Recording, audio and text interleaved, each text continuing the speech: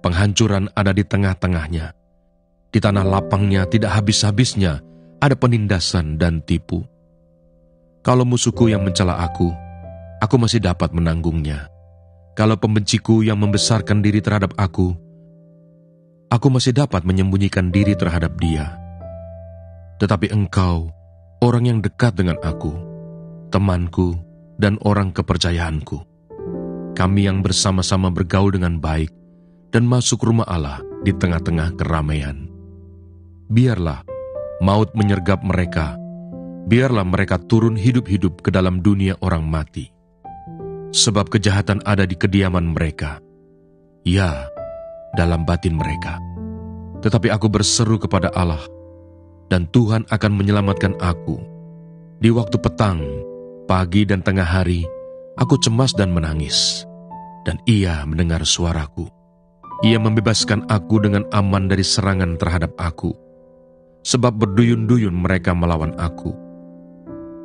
Allah akan mendengar dan merendahkan mereka, Dia yang bersemayam sejak purbakala, karena mereka tidak berubah dan mereka tidak takut akan Allah. Orang itu mengacungkan tangannya kepada mereka yang hidup damai dengan Dia. Janjinya dilanggarnya. Mulutnya lebih licin dari mentega, tetapi ia berniat menyerang. Perkataannya lebih lembut dari minyak, tetapi semuanya adalah pedang terhunus. Serahkanlah kuatirmu kepada Tuhan, maka Ia akan memelihara engkau. Tidak untuk selama-lamanya dibiarkannya orang benar itu goyah.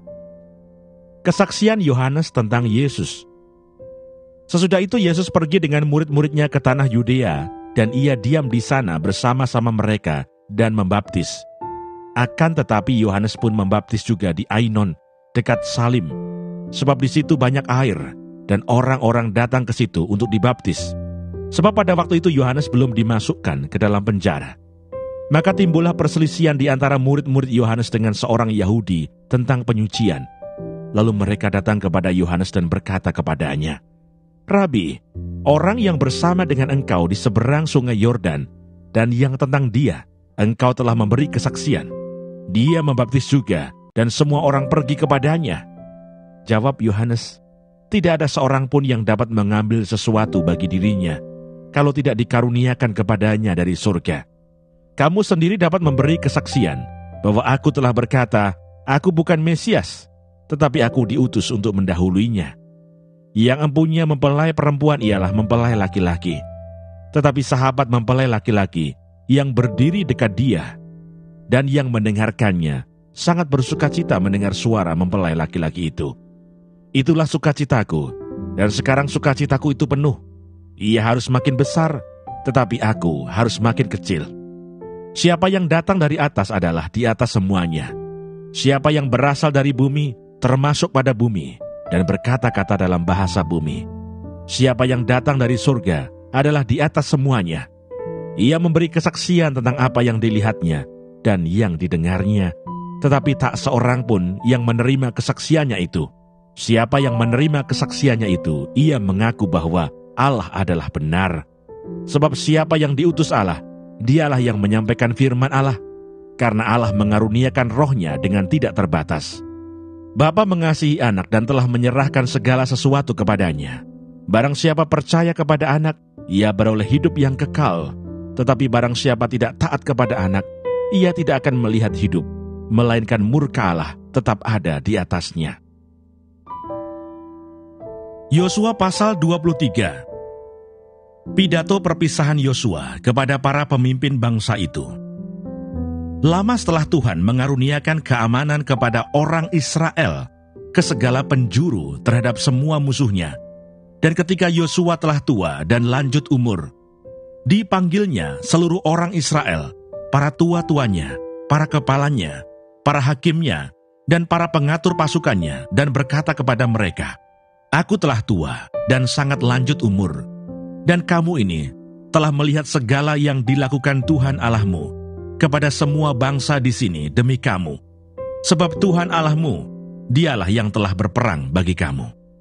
Ingatlah, aku telah membagikan dengan membuang undi bangsa-bangsa yang masih tinggal ini, kepada suku-sukumu menjadi milik pusakamu, seperti juga semua bangsa yang telah kulenyapkan hari itu, mulai dari sungai Yordan sampai ke laut besar di sebelah matahari terbenam. Dan Tuhan Allahmu, dialah yang akan mengusir dan menghalau mereka dari depanmu, sehingga kamu menduduki negeri mereka, seperti yang dijanjikan kepadamu oleh Tuhan Allahmu.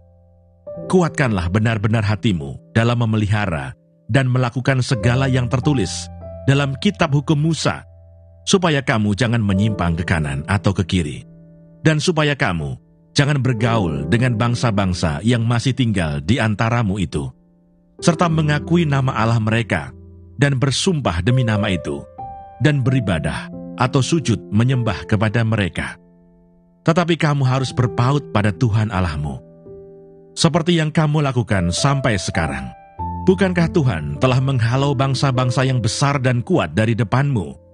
Dan akan kamu ini, seorang pun tidak ada yang tahan menghadapi kamu sampai sekarang.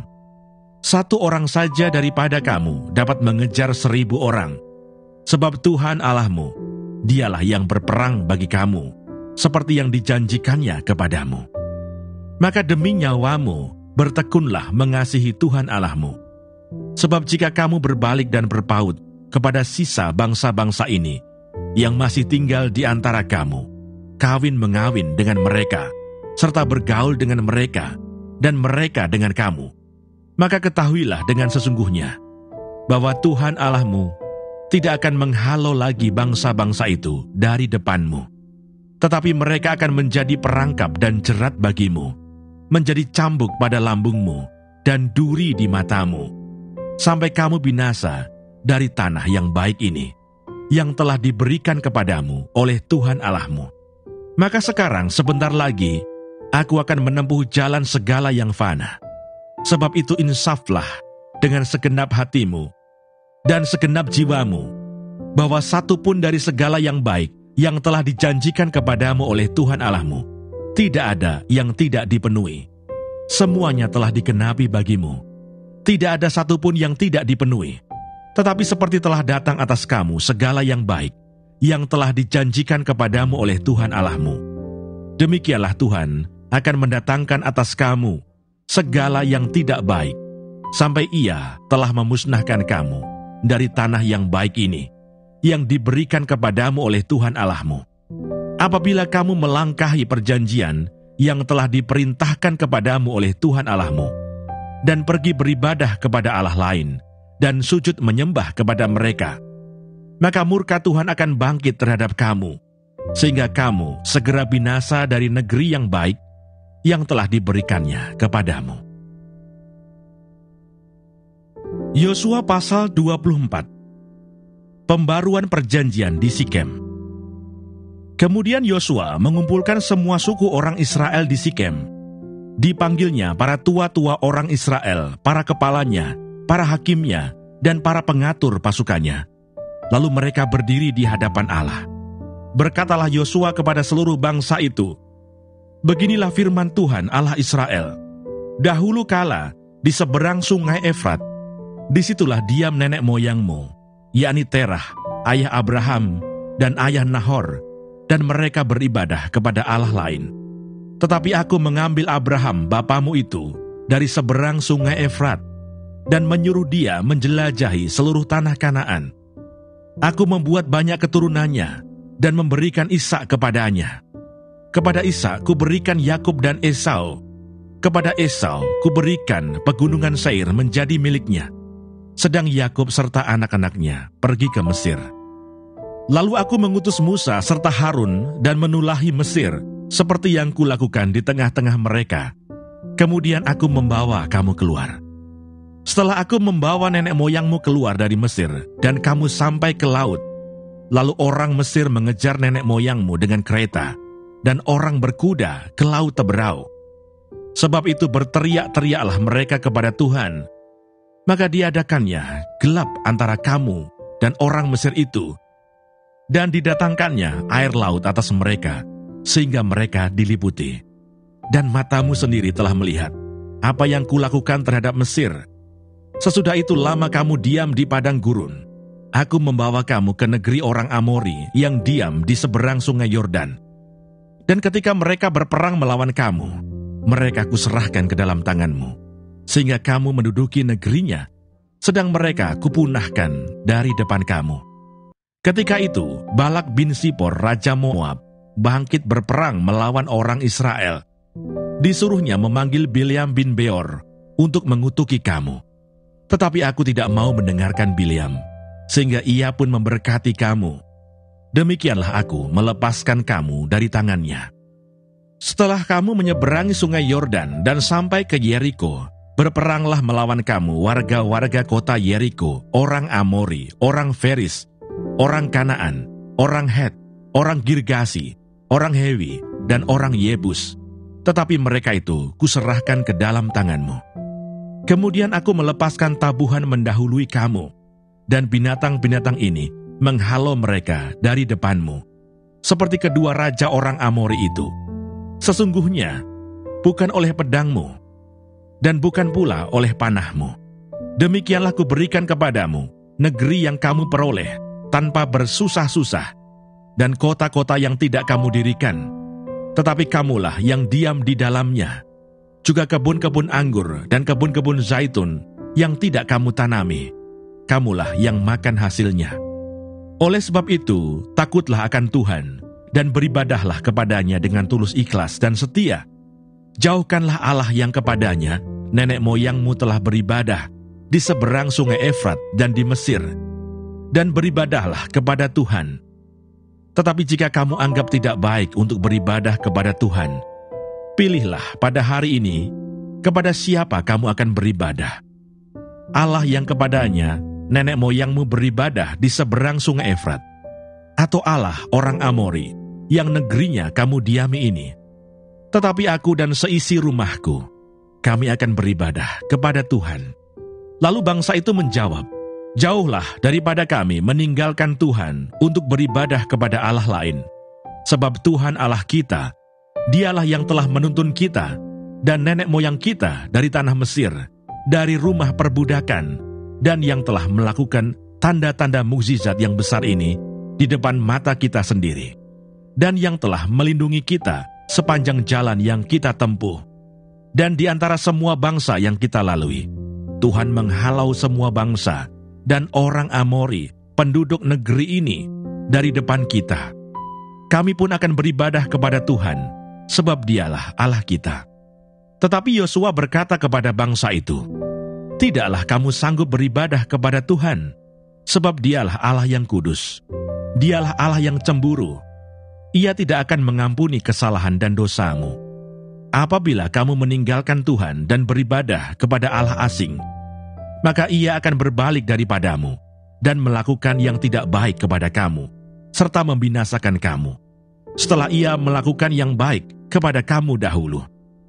Tetapi bangsa itu berkata kepada Yosua, tidak, hanya kepada Tuhan saja kami akan beribadah.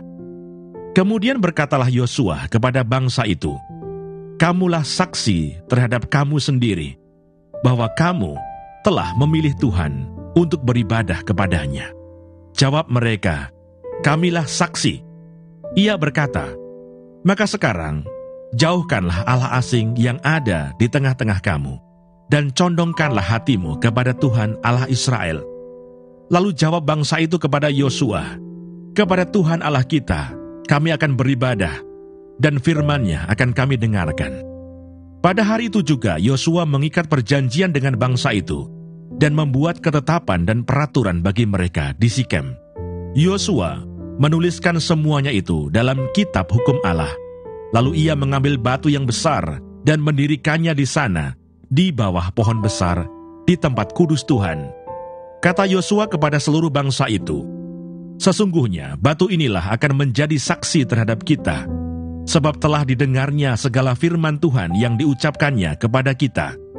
Sebab itu batu ini akan menjadi saksi terhadap kamu, supaya kamu jangan menyangkal Allahmu. Sesudah itu Yosua melepas bangsa itu pergi, masing-masing ke milik pusakanya. Yosua dan Eleazar mati dan dikuburkan, tulang-tulang Yusuf dikuburkan.